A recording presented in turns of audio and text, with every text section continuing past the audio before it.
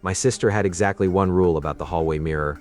No matter what happened in the house, no matter who called for us, we were not supposed to look into it after midnight. If a storm was coming, we had to cover it before bed. Anna was 5 years older than me, and she treated that rule the same way she treated locking the back door or turning off the stove. It was not superstition to her. It was maintenance, something you did if you wanted the house to stay normal. The mirror hung at the end of our upstairs hallway between the bathroom and the linen closet. It was tall, old, and framed in wood so dark it looked black at night. During the day, it reflected the family photos on the opposite wall and the little window above the stairs after dark. Especially when lightning flashed, it looked like another opening in the house. When I finally asked Anna why we covered it, she said, "Because the hallway looks back after midnight." I laughed. She did not. The night I understood what she meant. Rain had been hitting the house since sunset. Our parents were at the hospital with my grandfather, so it was just Anna and me. Before bed, she draped the usual sheet over the mirror, and right then the power flickered. "If that falls down, wake me," she said, "or you could tell me why." She looked at me for a second and said, "If it falls after midnight, don't look at the glass first. Get me." I went to bed pretending I did not care. Sometime later, I woke to the sound of dripping water. My room was dark except for storm light coming through the window. The sheet was on the floor. I should have gone straight to Anna's room. Instead, I stepped into the hallway. The house was quiet except for the rain. The mirror at the far end looked like a second doorway. Lightning flashed, and I saw the first wrong thing. In the reflection, the family pictures were gone. The wall opposite the mirror was blank, as if nobody had ever lived there. I turned and looked at the real wall beside me. Every frame was still there. School photos, a beach picture, my parents on their wedding day. I looked back. The pictures had returned for a second. I almost convinced myself I had imagined it. Then lightning flashed again, and I saw the second wrong thing. My bedroom door was open in the mirror, behind me. In the real hallway, I knew it was still half closed from when I had walked out, but in the glass it stood wide open, showing a black rectangle where my room should have been. That was when I called for Anna. She came out immediately, like she had already been awake. The second she saw where I was standing, the color drained out of her face. "Did you look at it?"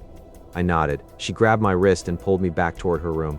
"Do not look again." Keeping her eyes on the floor, she picked up the sheet and walked it forward with both arms out until she could throw it back over the mirror without meeting the glass. That was the part that scared me most, not panic practice. Once the mirror was covered, she shut her bedroom door and made me sit on the bed. "What happens if you look at it?" I asked. For a while, she only listened to the rain. Then she said, "Grandma told me hallway mirrors are bad during storms. Hallways already feel like passages. Mirrors make passages out of whatever they face. Most nights it doesn't matter. After midnight, sometimes it does." That was exactly the kind of answer I would have made fun of any other night. But Anna was shaking. "What did you see?" she asked. I told her about the missing photos and my bedroom door standing open in the reflection. She looked down at her hands. "If you had looked one more time, you probably would have seen somebody standing in your room." I laughed once, mostly because I wanted her to stop. She leaned toward me and lowered her voice. "If you ever see someone in the mirror behind you, do not turn around first. Back up, find a door, close it, then you can turn around. If you turn first, it learns which room is yours. How do you know?" She did not answer. We sat there while the storm moved over the house. The light flickered twice more, but it never went out.